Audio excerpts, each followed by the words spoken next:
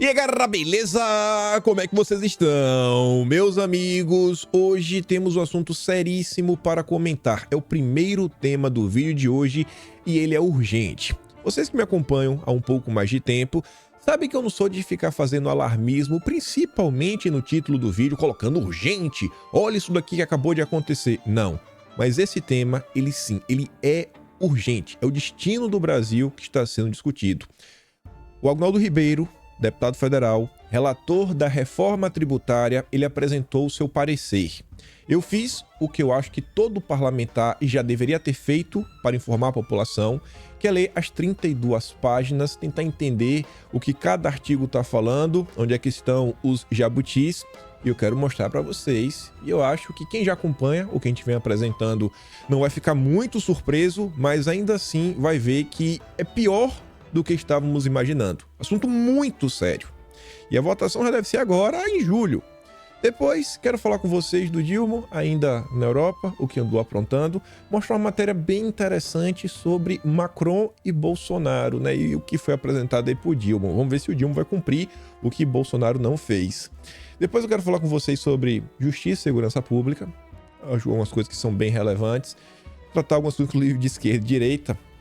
E, por fim, tem algumas matérias bem interessantes e algumas movimentações aí por parte de comunicação, tanto da imprensa quanto da turma da esquerda e do PT especificamente, que eu quero comentar com vocês. Fora algumas matérias sobre eleições que envolvem esquerda e direita, e tem uma também bem interessante sobre o senhor Hamilton Mourão, ex-vice-presidente e atual senador aí pelo Partido Republicanos.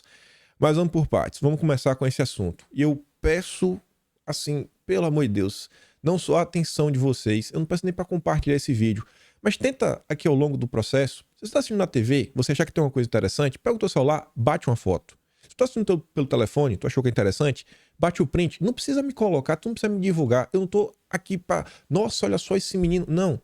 É para tu levar a informação à frente, leva a informação, porque isso daqui vai impactar a vida de todas as pessoas, vai doer no bolso, no bolso. É que é um assunto que eu acho que qualquer pessoa vai ter o mínimo de interesse de parar para te ouvir. Porque eu acho que ninguém no final do dia quer pagar mais imposto. E aí vejam só.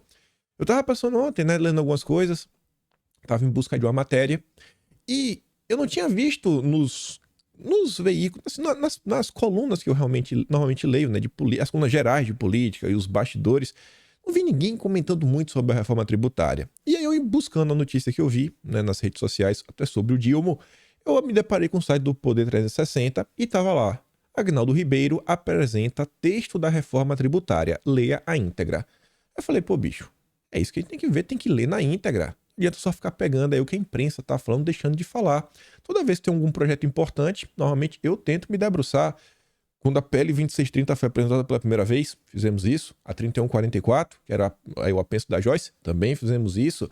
A nova que foi apresentada, a mudança lá da comunicação, né, de propaganda, a lei das estatais também. Não, vamos dar uma olhada em tudo que está acontecendo. Temos que realmente entender o processo, tem que perder o medo de pegar o texto cru da lei brasileira, né, essa linguagem jurídica para tentar entender. É só bater um pouquinho de cabeça que a coisa vai. E tá ali, foi apresentado, para vocês verem, dia 22, quinta-feira, nenhum comentário.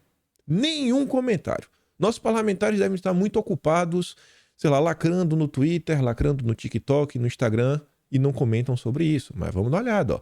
A proposta mudará a cobrança dos impostos sobre o consumo no país. Dentre as diretrizes apresentadas pelo relator estão o IVA, dual para bens e serviços, com a tributação federal, estadual, municipal, e mudanças na cobrança tributária da origem para o destino. É um texto que não fala nada demais. Então, você lê aqui e fala, ah, beleza, tem o IVA que já está se comentando, quem sabe ele fala também essa nova divisão aí, estados e municípios. Tá, mas será que é só isso que essa reforma tributária tem? O Poder 360 normalmente é um site legal para ler algumas decisões, coisas que envolvem, assim, algum texto, algum documento que é importante, porque eles sempre deixam a íntegra. E aí o Agnaldo Ribeiro, ele apresentou tanto o parecer, a gente vai ver o parecer, só que além disso, ele também deixou uma apresentação. Quero mostrar para vocês só 2 itens da apresentação. Aqui é a primeira página. Essa aqui é a apresentação dele, né? De uma forma resumidinha, com alguns slides. Reforma tributária. A apresentação do substitutivo preliminar da PEC número 45 de 2019. Primeira página, isso aqui, ó. É isso aqui que você vê quando você abre o PDF. Olha ali embaixo. Criação de imposto seletivo. Já tá ali, tá claro. Vai criar um imposto seletivo. E qual imposto é esse? O imposto do pecado.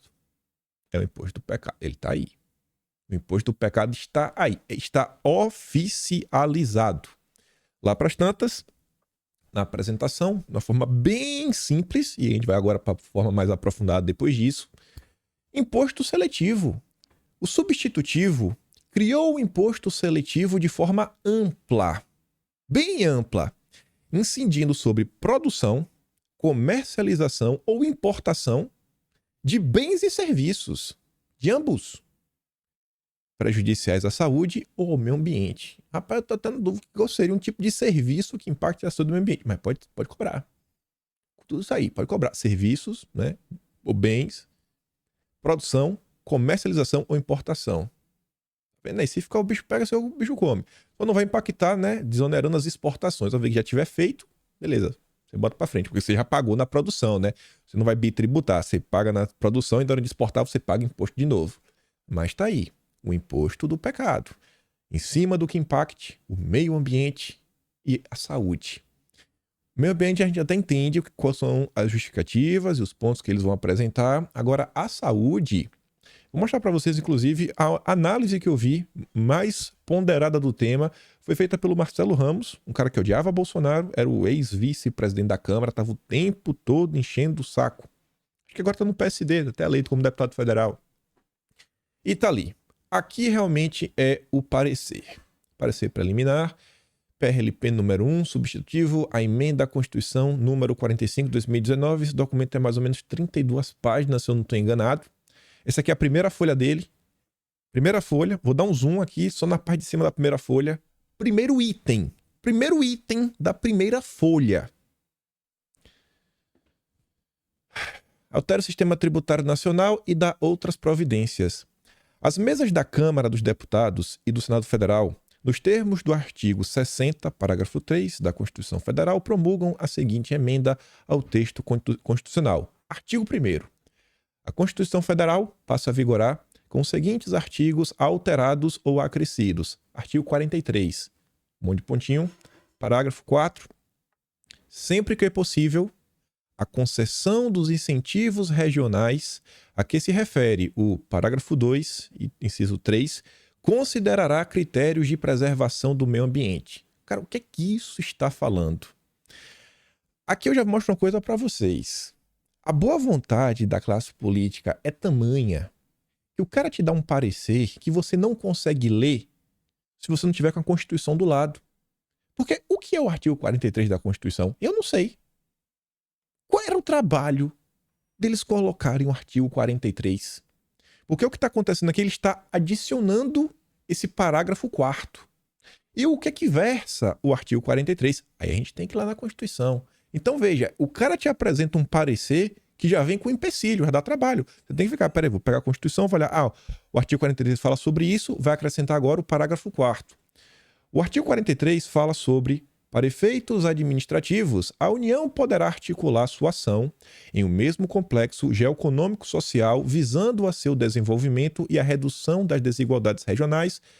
Parágrafo 1º. Lei complementar disporá condições para a integração de regiões de desenvolvimento, composição dos organismos regionais, na execução, forma da lei, incentivos regionais compreenderão, além de outros, na forma da lei, igualdade de tarifas, fretes, seguros, outros itens de custo e preço e responsabilidade do poder público, juros favorecidos para financiamento de atividades prioritárias, isenções, esse aqui é o mais fácil de entender, isenções, reduções, o deferimento temporário de tributos federais devidos por pessoas físicas ou jurídicas.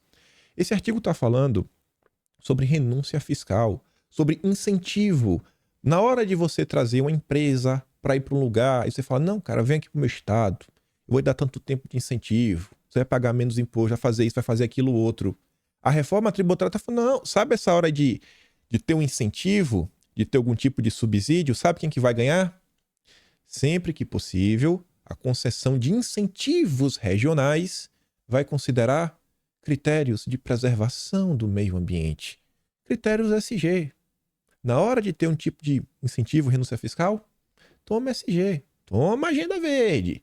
Esse daí, sempre que possível, vamos colocar aqui para nortear. Perceba que é uma reforma tributária bem verdinha. Vamos continuar. Artigo 153, mais uma vez, 3 pontinhos. O que é o artigo 153? Eu não sei.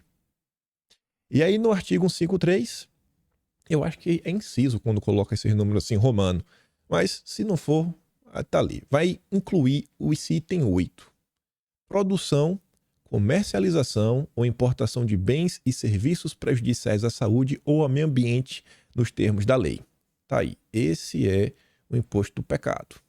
Primeiro, é facultado ao Poder Executivo, atendidas as condições e os limites estabelecidos em lei, alterar as alíquotas dos impostos enumerados nos incisos 1, 2, 4, 5 e 8. Então é inciso mesmo. Ou seja, quanto que vai ser o imposto do pecado? Quanto o governo quiser. É facultado pelo Poder Executivo. É o Poder Executivo. Principalmente numa norma aí infralegal, ele vai lá, na canetada, coloca, vida que segue. Aí no artigo 103, parágrafo 3, vai colocar ali, ó, não incidirá sobre produtos tributados pelo imposto previsto no inciso 8. E aí vai adicionar o parágrafo 6º, falando, ó, o imposto previsto no inciso 8º, primeiro, não vai incidir sobre as exportações, que está lá naquela apresentação mais básica, e também o imposto do pecado, ele vai integrar a base de cálculo dos tributos previstos nos artigos 155, inciso 2, 156, inciso 3, 156A, que está sendo criado nesse parecer, e o 95, inciso 20. Vamos dar uma olhada, então, para entender que coisa é essa. Aí tá lá, ó. Perceba, tá ali, ó. Essa é a Constituição, artigo 153, dos impostos da União. Artigo 153. Compete à União instituir imposto sobre... Só vai até o item 7. Pronto. Agora a União tem um novo imposto. É o imposto do pecado. É o 8. É o 8º, que é aquele ali, ó. Produção, comercialização ou importação de bens e serviços prejudiciais à saúde ou ao meio ambiente. Novo imposto. Faz o L. Vamos ser felizes. Aí, o parágrafo 6º, que vai ser adicionado, né? O imposto do pecado, né? Ele vai integrar a base de cálculo do artigo 155, inciso 2. O que é que diz o artigo 155? Compete aos estados e ao Distrito Federal instituir imposto sobre, primeiro, tramitação, causa morte, doação de quaisquer bens ou direitos. Item 2, esse que vai incidir. Operações relativas à circulação de mercadorias e sobre prestações de serviço de transporte interestadual, intermunicipal de comunicação, ou seja, tem a ver com coisa de transporte. Será que o cara vai cobrar o imposto do pecado em cima do transporte? O cara que não tem um caminhão elétrico?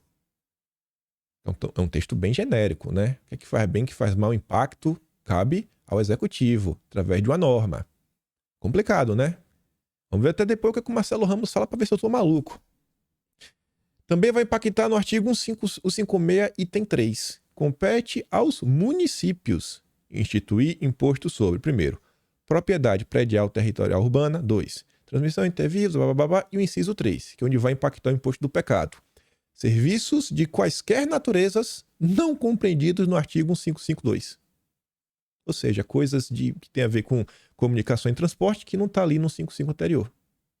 Aí também vai entrar no 56A. Esse é o novo que está sendo criado nesse parecer. Ali, ó. O 56A. A lei complementar instituirá imposto sobre bens e serviços de competência dos estados, Distrito Federal e dos municípios.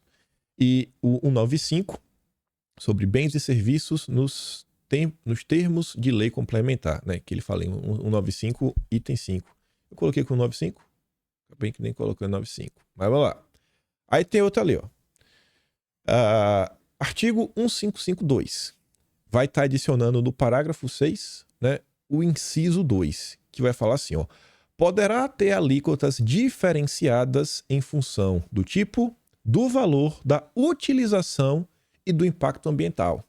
Olha só, esse item, ele pode ter um imposto diferenciado a depender do tipo do item, né, mesmo que seja assim de uma mesma categoria, do valor desse item, da utilização desse item, que sabe, para fins, né, assim, empresariais, né, para fim de trabalho, para uso próprio, tipo, sei lá, um carro, né? Você pega assim o táxi, instrumento de trabalho, é ferramenta, outra coisa é carro de passeio para lazer. E impacto ambiental. Isso tudo pode ter uma alíquota diferenciada. E aí o artigo 155, parágrafo, artigo 155, né? Cadê? Peraí. Artigo 155, 3... 155, 3... Onde é que ele tá aqui? Tá. 553. Onde é que foi que eu botei isso daqui? Tá aqui, ó. Propriedade de veículos automotores. 155, parágrafo 6, 3. E vai adicionar aqui o 2, né? Poderá ter alíquotas diferenciadas. Poderá ter alíquotas diferenciadas em função do tipo de utilização. Era o original. E agora, você vai ter impacto ambiental. Ou seja, carro, né? Carro, se é elétrico, tem menos imposto. Se é híbrido, meia boca. Se é combustão, muito imposto. Se é um V8, aí nem queira ter um V8. V12 não. V12 está proibido. V12 tá blindado. Agora tinha uma coisa extra aqui desse artigo 155, inciso 3, que está em algum lugar que tem a ver com essa propriedade. Mas enfim. Aí ainda tem aqui, ó, artigo 159A, que está previsto também no parecer. É instituído no âmbito da União o Fundo Nacional de Desenvolvimento Regional, com o objetivo de reduzir as desigualdades regionais e sociais, nos termos dispostos do artigo 3º, mediante a entrega de recursos aos estados e ao Distrito Federal para aplicação em...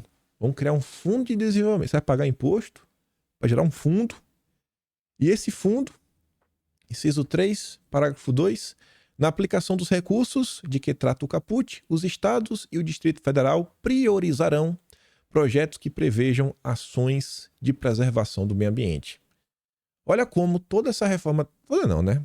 Como dentro dessa reforma tributária tem diversos itens que estão falando assim, beleza, entendemos aqui a questão de proteger o meio ambiente, etc e tudo mais, mas será que no momento que o Brasil se encontra, no momento de tudo que está acontecendo, será que isso aqui é uma coisa realmente para estar no texto frio da lei?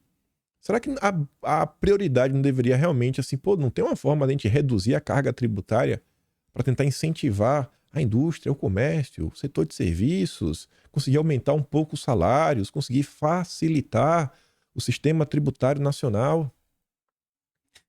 Aí, essa reforma ainda está dispondo sobre a história do cashback, que é tão confuso o que está ali no texto, que eu falei, rapaz, eu não acho que eu vou conseguir explicar. E aí eu fui tentar encontrar na internet, né, se tinha alguém já comentando sobre isso, e para minha surpresa, quem está comentando é o Marcelo Ramos, não é um deputado de direita mesmo, e tá ali, ó, reforma tributária deve deixar sistema ainda mais caótico. Mercado e agentes políticos querem qualquer reforma para a Bolsa e a economia darem voo de galinha pela propaganda da aprovação, escreve Marcelo Ramos, um texto opinativo. Aí falando da história lá do cashback, o Marcelo Ramos fala o seguinte, ó, a referência ao cashback no relatório é absolutamente genérica e não permite uma conclusão. De registrar de que a ideia de receber o tributo para depois devolver para uma parcela da população, que só saberemos qual é no texto da PEC, ou mesmo em regulamentação infraconstitucional, parece simples, mas é de difícil implementação pelos custos de manutenção e operacionalização do modelo, além dos riscos de fraude. Mas e aí? Como é que vai ser? Quem vai ter direito ao cashback? Vai ser para os mais pobres ou, sei lá, algum grupo de minoria, etc, tudo mais. Perceba como é um assunto que é tão complicado que o Marcelo Ramos, deputado aí que apoiou Lula com força, né, é o centrão do Lula, tá pontuando, né? E aí? E é um dos temas de grande interesse da Tabata Amaral, fazer uma justiça social através da reforma tributária. E aí, falando do imposto do pecado, que eles botaram esse nome bonito de imposto seletivo, o Marcelo Ramos fala assim, ó, mais uma temeridade no texto do relatório, posto que a indicação dos setores escolhidos para incidência é remetida pela lei complementar apenas com a indicação de que o imposto serviria para desestimular o consumo de bens e serviços nocivos à saúde e ao meio ambiente, a despeito do parecer certo que a seletividade deve incidir sobre cigarros e bebidas alcoólicas, ficaria aberta a possibilidade de manutenção injustificada de alíquotas diferentes para, né, cervejinha, bebidas destiladas e poderia agora ter a incidência, ou seja, pagar mais imposto sobre bebidas açucaradas, né, refrigerantes, sucos, alimentos ultraprocessados, combustíveis fósseis, energia elétrica e até automóveis. Aí você fala, mas pera aí, pô, energia vai ter tributo sobre energia elétrica? Bom, Vocês devem saber que a energia elétrica ela pode ser feita de várias formas. Às vezes mais limpa, às vezes mais suja. As termoelétricas que existem, os geradores, energia elétrica. Então tá aí. E até automóveis. Olha, então talvez realmente, né? O carro elétrico sai na frente, o híbrido meia boca, a gasolina do seu Zé, o Palio 1.0, tome-lhe imposto, o V8 só para quem pode, e o V12 está proibido. O V12 está proibido nesse país. Tá aí. O texto da lei, um assunto que todos os nossos deputados cruzam os braços, eles estão ocupados. Eles estão lacrando com algum assunto aí que gera muito engajamento. Isso daqui vai impactar no bolso do povo, ele não tem tempo para comentar sobre isso, não. Celso está falando o seguinte, ó, 3 poderes. Relator da reforma tributária é o vencedor da semana. Por quê? Aguinaldo Ribeiro, cuja proposta foi bem recebida por líderes partidários e governadores, já teve votação marcada para julho.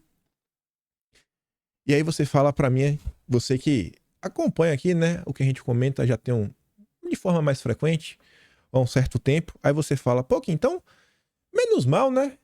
Porque uma coisa que eu senti falta aí de você comentar foi sobre o mercado de carbono, que tava meio, a Marina Silva queria incluir, né, na reforma tributária, e não vi nada de você falando, pelo menos até agora, o parecer do reforma de carbono. Vai ter algum slide aqui agora que vai falar, não, olha aqui o mercado de carbono. Não tá no parecer o mercado de carbono. Mas o Ministério quer aprovar a regulamentação do mercado de carbono ainda em 2023. Falta nada. Tá tudo aí do jeito que eles prometeram. Tá avançando dia após dia. Tem vezes que eu, às vezes me sinto até... Sabe, eu assim, rapaz, será que eu tô meio louco de ficar cobrando tanto que esses deputados da direita comentem sobre isso? Não sei porque eu tô vendo essa questão desde janeiro. Abre o Atlas lá, dá uma olhada. O Atlas de janeiro. Capítulo de Relações Internacionais. Subtema Davos. Uma das primeiras notícias. Dia 2 de janeiro. Marina Silva. Regulamentação do mercado de carbono. E aí, ao longo dos meses tem várias. Com apoio da indústria, a Secretaria de Economia Verde, Descarbonização e Bioindústria do Ministério do Desenvolvimento, Indústria, Comércio e Serviços estima que a regulamentação do mercado de carbono está pronta para ser aprovada no Congresso. Ainda que o texto não esteja pronto, a expectativa é por amplo apoio no Legislativo. Por que não tem resistência? Ninguém comenta sobre isso. Ninguém. Não é importante. Não. Sei lá, impedir que o povo pague mais imposto? Não é importante. É besteira, né? Tem mais coisa mais importante para lacrar em cima.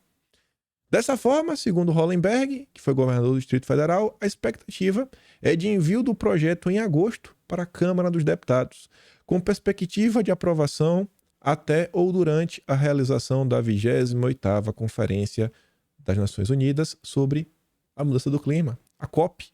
Olha como são as coisas. Querem mandar o texto agora já, para colocar o texto em votação durante a COP, para se utilizar de uma comoção em torno do tema. A galera trabalha direito. Enquanto a direita fica em silêncio, a turma da esquerda, né? A turma da picanha, segue trabalhando e indo escolhendo o tempo certo para ter o clamor popular pela aprovação da medida. Eu acho que se a turma for deixar para reclamar, faltando 36 horas, faltando 12 horas, faltando 24 horas, que o texto já está lá, já está com a data marcada, tem toda a Comoção Nacional, o Greenpeace, o WWF, né, todas as ONGs juntas de mãos dadas. Eu acho que vão perder feio, e depois não adianta querer falar que, ai meu Deus, perdemos de novo, é um absurdo, né, nos traíram. A turma tem que dar uma certa reagida. Peço a vocês mais uma vez, pessoal, olha o que está acontecendo, está aqui, ó, está com data. Não só a reforma tributária, mas também a regulamentação do mercado de carbono.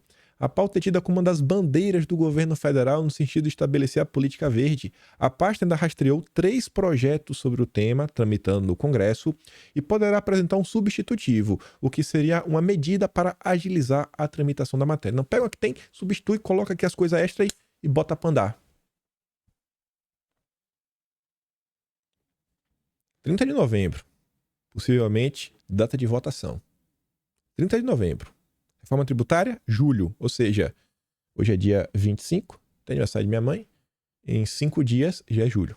Ou seja, final de semana, sei se essa semana próxima já pode entrar em votação. Eu acho que esse assunto é urgente. Talvez alguém ache que não. Para mim, é de suma importância. Eu não quero ver mais o povo brasileiro tendo mais uma coisa a pagar e quem sabe até um imposto proibitivo, que vai ficar tão cara a coisa que não vai compensar no final do dia.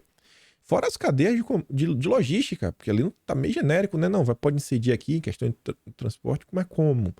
Né? Não, beleza, porque vai impactar na gasolina, querendo ou não. Vai impactar no diesel, possivelmente. O álcool talvez seja diferenciado. Talvez seja o impacto disso no bolso da população. Vocês conseguem entender? Cobrem, pelo amor de Deus, aos deputados. Pelo amor de Deus. Aí falando do Dilma, e tem até conexão com esse tema, e mostra a falta que Bolsonaro também faz. Em menos de um semestre, Lula completa um mês fora do Brasil.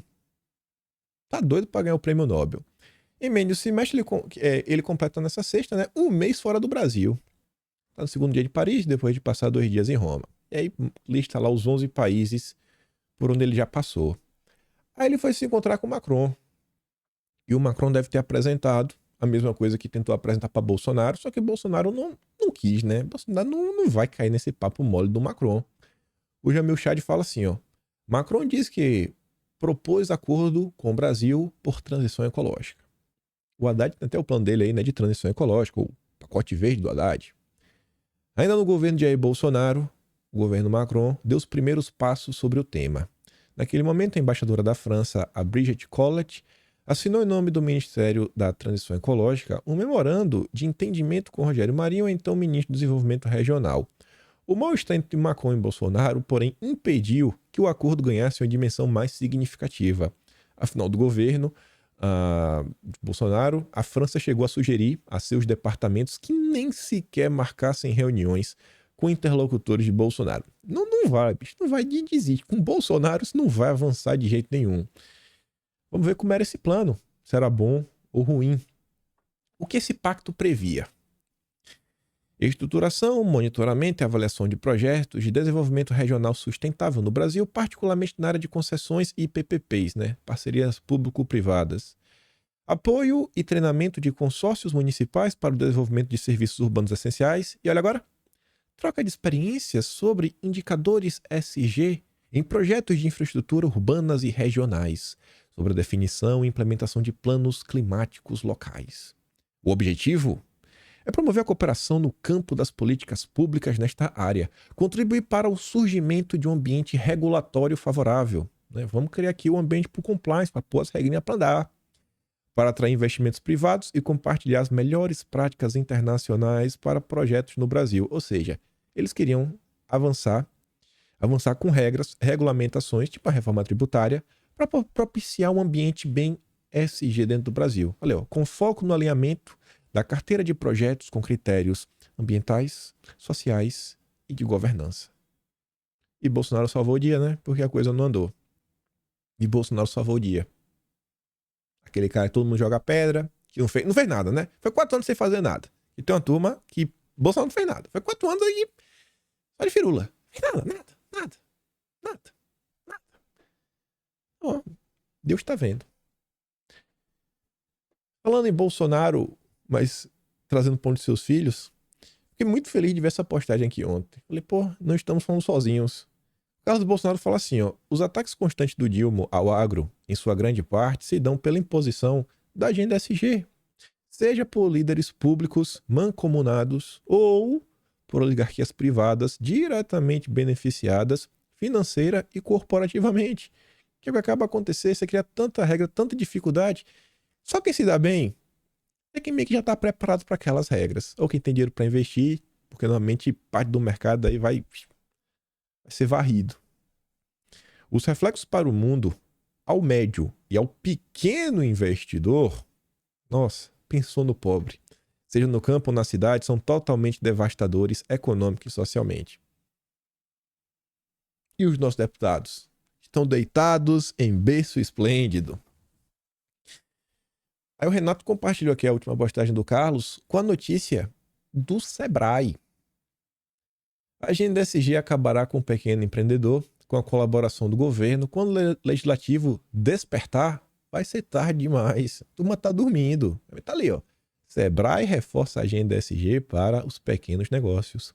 Lançamento do Comitê SG reuniu autoridades e especialistas de renome no Brasil. Temática: gera valor e sustentabilidade para as empresas.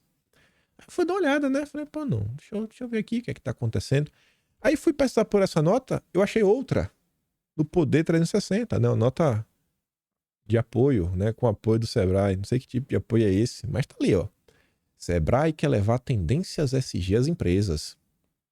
O órgão criou um comitê para acompanhar a implementação de políticas ambientais, sociais e de governança. Tem um órgão agora dentro do Sebrae do Dilma, que ele fez questão de derrubar o cara que estava na frente do Sebrae, conseguiu. Aí tá ali, ó, Décio Lima disse que o mundo está em uma situação em que esses temas devem ser incluídos no dia a dia das empresas. Segundo ele, é necessário fazer a economia crescer, mas com sustentabilidade. Não é só crescer, tem que crescer, mas com sustentabilidade. Eu acho que nesse momento o Brasil tem que crescer.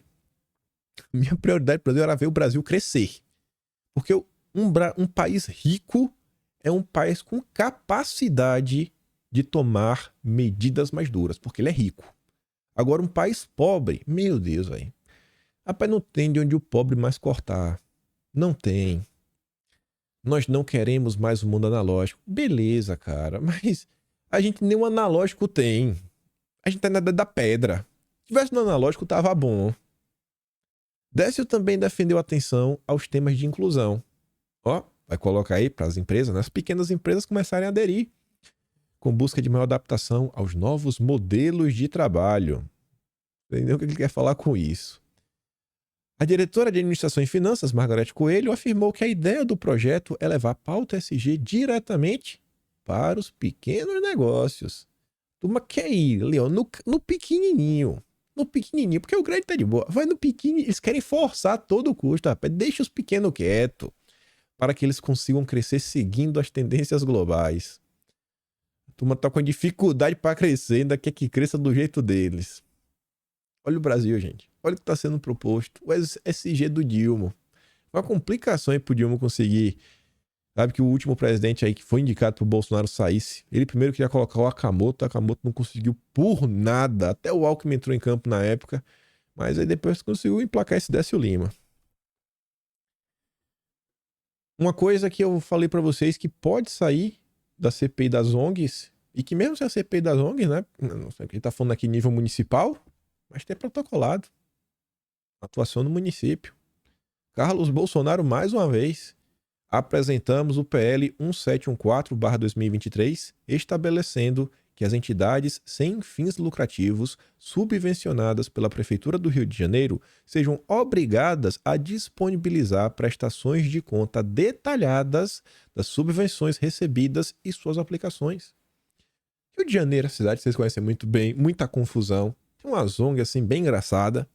Essas ONGs engraçadas que tiveram um tipo de parceria com a Prefeitura vão ter que deixar tudo muito bonitinho, muito, sabe, detalhado, bem descritivo. O que é que eles estão fazendo com esse apoiozinho que eles recebem?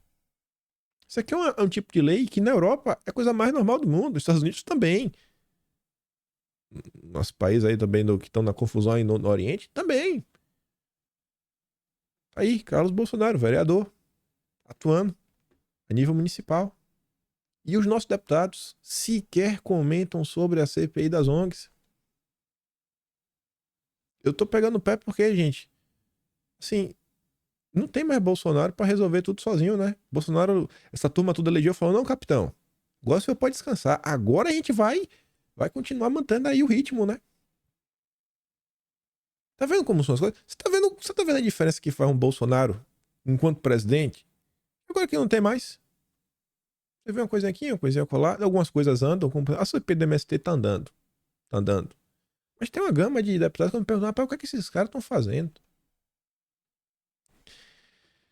Já que a gente falou aqui um pouco de economia, só para mostrar uma coisa para vocês, a turma do PT agora resolveu ir para cima do campus, né, de forma oficial. Vamos ver se vão derrubar. A suplente aí do Flávio Dino, que é a Ana Paula Lobato, ela apresentou aqui, ó, um ofício formal recomendando ao CMN que demitam Campos Neto. O CMN é quem? Haddad, Tebet e Campos Neto. Quiser demitir a coisa mais simples do mundo pro PT. Vamos ver se o PT realmente vai, ou aqui é só uma pressãozinha para continuar fingindo que existe algum tipo de problema que o Lula não quer resolver. Se o Lula realmente quisesse demitir o Campos Neto, já tinha demitido desde janeiro. Pra mim é só gritaria. Outro que veio também falar contra o Banco Central, o Renan Calheiros. Tá na hora de acabar com a autonomia do BC. Renan quer acabar. Todo custo.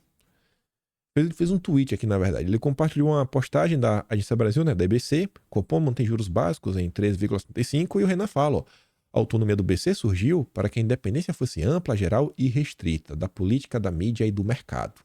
Obviamente, a direção atual, ao manter juros com inflação em queda, sabota o país. Está na hora de mudar. Resta saber a quem, né, esse Banco Central então estaria servindo, seria a política, a mídia ou o mercado, né? Está sabotando a quem, né? Para ajudar o quem. Mas tudo bem. E aí uma preocupação que eu acho que o governo deveria ter, né, além da taxa de juros, é isso daqui, ó.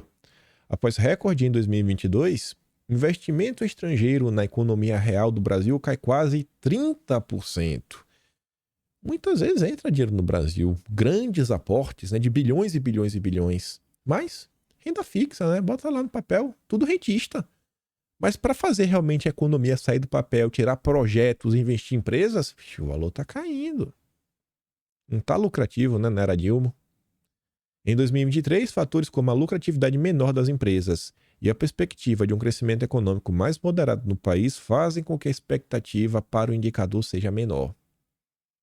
Então esse aqui é um tema que eu acho que o Dilma também deveria estar se debruçando enquanto presidente da República. E aí, comentando alguns temas sobre segurança pública e justiça, que é um tema que eu acho que deveria ser amplamente debatido também, voltar para os noticiários, para a boca do povo, para o campo mais real. Teve uma nota que correu bastante, não vou dar aqui play, mas explico para vocês. Falando aí que aquele grupo de 3 letrinhas, bem malvadão, estaria investindo na formação de candidatos para fazerem provas e entrarem aí para a máquina pública, promotores, juízes, defensores públicos da União, os mais diversos cargos. E essa nota é interessante porque você vê assim que não é que também que o governo está deitado, né, de boca aberta. Eles falam, por exemplo, do Ministério Público de São Paulo. Tem um CEO aí ao longo do vídeo. Eu vou mandar o vídeo para vocês no Telegram, vocês podem dar uma olhada. O que ele fala assim, rapaz, a gente aqui está fazendo o máximo que a gente tenta, a gente faz o monitoramento, a gente, sabe, levanta o histórico do cara nesse processo aí, investigação social, a gente barra muita gente, mas a turma do mal, né, tá sempre se reinventando. Então, olha os problemas reais que temos para discutir no Brasil. É um problema que, inclusive, a própria justiça está chateada. A própria justiça quer algum tipo de ajuda. Cara, seria um momento então de, quem sabe, discutir uma reforma no judiciário e tentar também colocar outros probleminhas no meio, tipo uma reforma tributária, uma reforma ampla do judiciário. Acho que é importante. Você vê o próprio Ministério Público, bicho, é um problema que eles têm. Como sanar esse tipo de problema? Talvez precise de um amplo debate. Traz aí, chama o legislativo, vamos conversar, bota outros assuntos no meio e vamos tentar. Ainda sobre judiciário. O senador, não, sobre esse grupo malvado, né? O senador Omar Aziz falou que a turma do mal emprega mais que as prefeituras no Amazonas. Vejam só. Isso daqui não é só um problema de segurança pública que demonstra como essa turma do mal está crescendo, né? E suas ramificações estão crescendo. Como isso aqui também é um problema econômico, de infraestrutura, de meio ambiente e outras coisas. Por quê? O Amazonas não cresce. A gente está comentando muito sobre isso, a quantidade de dificuldades que os parlamentares, prefeitos, né, empresários encontram para empreender na região. Tenta conseguir uma licença, vixe, mas não consegue por nada. É uma dificuldade. Tentam construir algum tipo de projeto grande de infraestrutura para interligar o país. Pode chegar na região. Não, não pode, meu Deus do céu, os índiozinhos. E aí, quando você não integra a região, quando você não tem, né, rodovias para você poder trafegar por elas, e nessas rodovias, pô, você até poder chegar, né, onde está a turma do mal, a turma se esconde, não tem helicóptero para todo mundo para rodar tudo, né, e também não tem de parar assim com o helicóptero. Então, assim, falta muita coisa. Cadê a discussão? Gente, o Omar Aziz, em 2014, tem um vídeo dele na internet. Eu achei porque eu fui procurar Bolsonaro. É um vídeo que tá Bolsonaro e Omar Aziz, ambos defendendo a necessidade de explorar as riquezas brasileiras em prol da população. Ambos falando da questão da silvitina, que é do potássio, lá do Amazonas. Ambos. Imagine. É um tema que até o Omar Aziz, sabe, se compadece. Fala, não, bicho, vamos aqui porque é voto para ele também. É voto, ele fica popular lá na população dele. São assuntos que conseguem sair um pouquinho dessa disputa ideológica e você consegue conversar com mais pessoas e mostrar para o Brasil, cara, olha, quem defende isso daqui, ó, quem defende realmente uma economia pujante, acachapante, para melhorar a vida das pessoas, é a turma da direita. E uma vez que as pessoas entendam que é a turma da direita, as pessoas vão votar nas pessoas de direita, a gente vai ter, quem sabe, um número muito maior do que temos hoje, quem sabe até uma maioria. E aí, tendo a maioria, a gente consegue avançar com outros projetos. É simples assim. Então tem que aproveitar essas oportunidades. São assuntos que é ganha-ganha. É só ganha falar desse tipo de coisa. Quem não se preocupa com segurança pública? De PF para PF. Polícia Federal passa a citar Paulo Freire em palestras. É outro assunto que eu acho que vale a pena mostrar para a população. Prioridades. Olha qual é a prioridade do governo Dilma. Passou a citar este ano Paulo Freire em palestras e seminários que buscam o aprimoramento de servidores. Pensamentos do educador foram incluídos em eventos promovidos pela Diretoria de Ensino da Academia Nacional de Polícia. Uma das obras de Paulo Freire, replicadas pela PF, é a Pedagogia da Autonomia. Caso alguém se torne istas, sei lá o que se assuma como transgressor da natureza humana, diz o trecho do livro. Ainda fã de segurança pública, quadrilha faz arrastão em shopping na avenida. Criminosos invadiram 28 boxes e levaram diversos equipamentos eletrônicos, como celulares, notebooks e drones. Rapaz, Bolsonaro tanto deve disso daí por tantos e tantos anos sozinho. Era uma voz, né, única às vezes dentro do Congresso em prol da segurança pública, defendendo os policiais. Mas apanhou por causa disso, rapaz. Nega aí, vai. Acho que se tem alguns discursos, os discursos mesmos que eternizaram Bolsonaro, acho que a maior parte deles é falando de segurança pública. Até o trecho, acho que da reunião ministerial, um dos mais importantes, aquele que vazou, né? É ele falando de segurança pública também. Pronto, tá aí, gente, problema real. Ano que vem, ano de eleição. A gente tá aí, sabe? Tem que começar, cara. Qual é a pauta da direita? Qual é a agenda da direita? O que é a direita assim? A turma tá só naquela negócio assim, não, reativo. Não, a imprensa solta uma nota, aí meio que rebate a imprensa. A imprensa solta uma nota ruim sobre o Lula, pronto. E todos os deputados pegam a nota da imprensa, né? Corta pra ficar gente bonitinho. Aí bota num quadrado, né? Pra ficar bonito na hora de postar no Instagram. Aí na parte de baixo ele coloca o nome dele, né? Deputado. Bota uma marquinha d'água, a foto dele atrás. Às vezes segurando sem a gravata, numa pose bonita. Bicho. Fala, rapaz, os caras é tudo artista. Mas cadê, pô? Fala aí, gente. Começar a falar, usar lá, né? O plenário da Câmara, pontuar esses temas, cair pra dentro. Os problemas no Brasil, eles continuam. Não é abandonar o que está sendo feito. Mas se todo mundo fizer um pouquinho só a mais, se cada um escolher assim um assuntozinho, tem no mínimo, tem no mínimo mais de 40 deputados que realmente são de direita. Que se dividir, nossa, dá muito jogo. Olha isso daqui. Envolve tanto segurança pública quanto também questões de justiça. Esse assunto aqui causou espanto até no Ministério Público. O Ministério Público, rapaz, bicho, que onda é essa? A juíza mandou soltar um cara que é acusado de dar na testa da pessoa, né, da cabeça de um policial, e isso aí causou revolta das instituições de segurança. A decisão de a juíza está causando polêmica no Estado, gerando insatisfação nas instituições de segurança. Segundo relatos, a juíza Paula Cardoso Esteves, da primeira vara criminal da comarca de Rio Grande, determinou a soltura de um acusado de ter disparado, né, na cabeça de uma polícia civil no ano passado. A decisão assinada em abril deste ano alega que o disparo não foi uma tentativa de fazer o mal. Não, ele não tentou tirar a vida da pessoa, mas sim uma ação para impedir a execução do cumprimento da ordem legal. A revogação da prisão preventiva deixou as instituições de segurança surpresas e preocupadas, levantando questões sobre valores e critérios adotados pelo Poder Judiciário nos últimos tempos. E ao longo da matéria, não coloquei aqui, tem questionamentos do Ministério Público, assim, que causam surpresa esse tipo de decisão. Então perceba como também existe esse sentimento lá dentro que, cara, algo não está certo. Algo não está certo. Falando de justiça, Ministério Público, o inusitado pedido de Lindor Araújo para acompanhar o depoimento de Mauro Cid. E o Ramagem pergunta, vão proibir o Ministério Público de comparecer à audiência agora?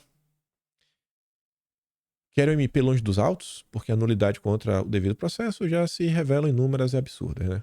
O Ramagem está falando. E aí, pessoal? Ontem eu estava passando no Twitter e eu me deparei com um vídeo que, nas listas que eu tenho para ver o que a esquerda anda comentando, foi um cara de esquerda que postou. Ele postou um podcast. E estava claro que o cara que estava sendo entrevistado era um jurista. Não era um podcast desses famosos. E aí o cara começou a falar, né? O texto era engraçado. O cara falou assim, não, fulano disse que ele criou um grande monstro. Eu falei, pô, que história é essa? Aí eu fui dar uma olhada. O cara tava falando sobre o Sepúlveda Pertence. Um grande jurista brasileiro. E aí eu falei, rapaz, será que o Sepúlveda Pertence realmente disse o que o cara estava falando? O cara é um cara velho também, né? Deve ter cabelo branco já, falando, mas falando uma boa. Falando de alguns problemas do judiciário. E eu fui nessa pesquisa para tentar saber se o que o Sepúlveda Pertence realmente falou ou não falou. Eu me dei para essa nota aqui do Conjur, que fala assim, ó. Os excessos deste momento deveriam servir para reaver o papel do Ministério Público e da Justiça. Essa aqui é uma entrevista do Pedro Canari e Marcelo Galli com o Sepúlveda Pertence. Ele está sendo entrevistado. O Sepúlveda Pertence é apontado como um cara que desenhou o Ministério Público que nós temos hoje em dia. Ele que desenhou isso tudo. E em 2016, olha como são as coisas, assim como hoje, muita gente da direita está chateada com a justiça, lá atrás eram algumas pessoas da esquerda que estavam chateadas, apontando alguns abusos que estavam tendo, algumas passadas do ponto que realmente aconteceram. Não dá para negar. Muita coisa, principalmente envolvendo o Moro e o Deltinha. Não é para falar que...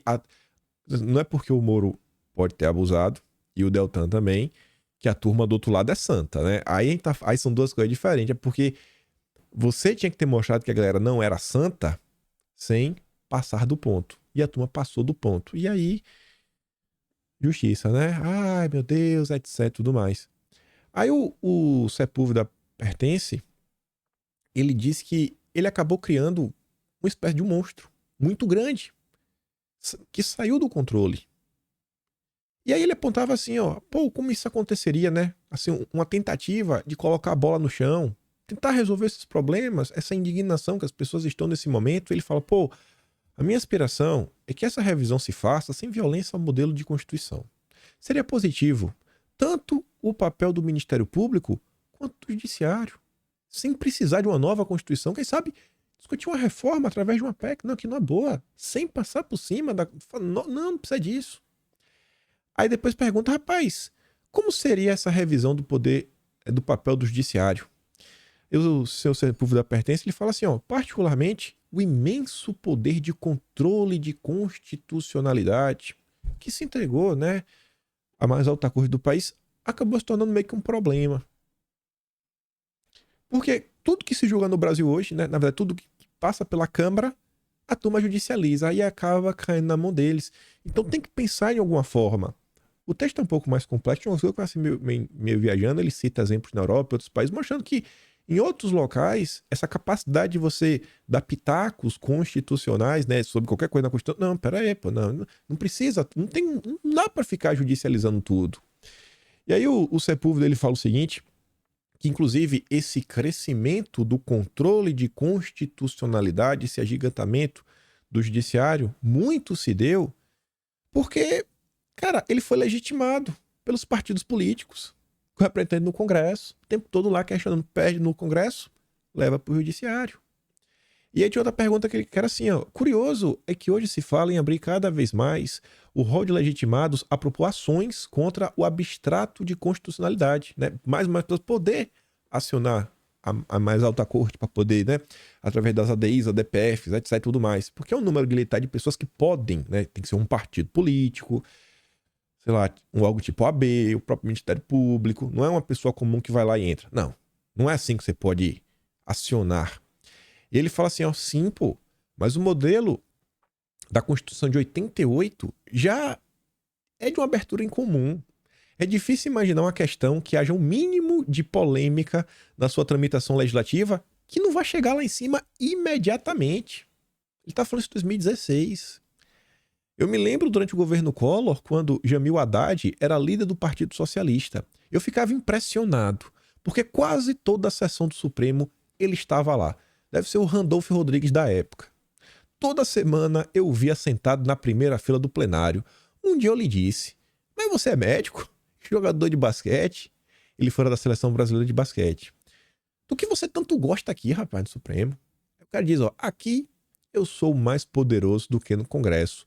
Lá minha bancada não tem número para pedir verificação de votos. Aqui eu vejo 11 juízes mais poderosos do país sentados quase semanalmente para rever as discussões que tínhamos tido no Congresso a propósito desta ou daquela lei.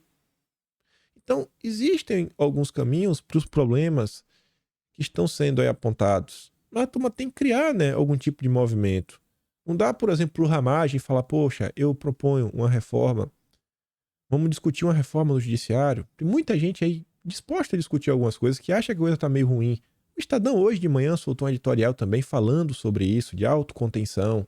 Hoje, eu nem trouxe aqui no vídeo para... Porque é o tipo de texto que eu sei que vai rodar na rede social, vai ser aquela confusão, ataque para um lado, ataque para o outro. O Luiz Felipe de Orleans e Bragança também falou de reforma, mas é uma coisa que a turma tem que abraçar. Nenhum assunto cresce porque, eu falei um dia, pronto, o assunto vai avançar. Não.